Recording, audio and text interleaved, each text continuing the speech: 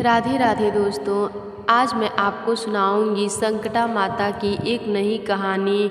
संकटा माता और सास बहू की कहानी।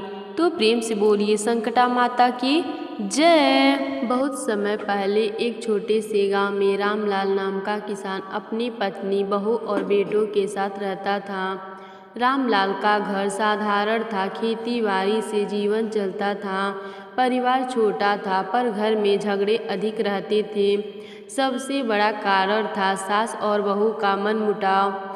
सास सरल और पूजा पाठ करने वाली थी। वह हर रोज भगवान और देवी देवताओं का स्मरण करती थी। दूसरी ओर बहू पढ़ी लिखी तो थी पर थोड़ी तेज तर्रार स्वभाव की थी। वह घर का काम तो करती थी लेकिन सास के हर कामों में गलती निकालती और कभी कभी तो बुरा भी बोल देती थी। गांव की औरतें अक्सर कहती, अरे बहन, तुम्हारे घर में शांति नहीं है, तुम दोनों संकटा माता का व्रत करो, माता की कृपा से सब ठीक हो जाएगा। लेकिन बहू को इन सब बातों पर विश्वास नहीं था। वह कहती, माता क्या कर देंगी, हमें ही मिलजुल कर रहना चाहिए।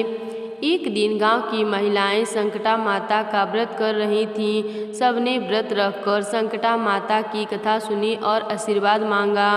सास भी वहां पहुंची और बोली, हे बहनों, मैं भी यह व्रत करना चाहती हूँ पर मेरी बहू मानती नहीं है। वह कहती है कि यह सब काम व्यर्थ का है। महिलाएं मुस्कुराईं और बोलीं, माता की महिमा परंपरा है, अगर बहू साथ न दे तो तुम अकेली ही व्रत करो, माता स्वयं उसका हृदय बदल देंगी। सास ने उसी दिन संकल्प लिया कि चाहे बहू साथ दे या ना दे, वह संकटा माता का व्रत अवश्य करेगी। संकटा माता अपने भक्तों की परीक्षा अवश्य लेती हैं। उसी रात बहू के सपने में एक सुंदर रूपवती स्त्री आई और बोली, हे बेटी, कल तेरी सास व्रत करने वाली है, तू भी साथ देना। बहू ने हंसकर कहा, मैं क्यों व्रत करूं, मेरे पास तो बहुत काम है।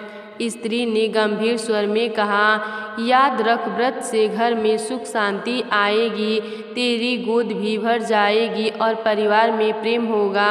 सुबह उठकर बहू ने इस सपने की बात किसी से नहीं कही पर मन में हलचल जरूर मच गई थी। निर्धारित दिन पर जब सास ने व्रत रखा, बहू ने पहले मना कर दिया, लेकिन जैसे ही उसने देखा कि सास बिना भोजन पानी के माता की पूजा कर रही है, उसका मन पसीज गया। वह भी आकर बोली, अम्मा जी, मैं भी आपके साथ व्रत रखूंगी। सास की आंखों में आंसू आ गए। उसने बहू को गले से लगा लिया और बोली, बेटी, आज से हमारे घर के सारे संकट मिट जाएंगे। दोनों ने मिलकर कथा सुनी, माता का भोग लगाया और व्रत संकल्प किया। अगले ही दिन से घर का वातावरण बदलने लगा।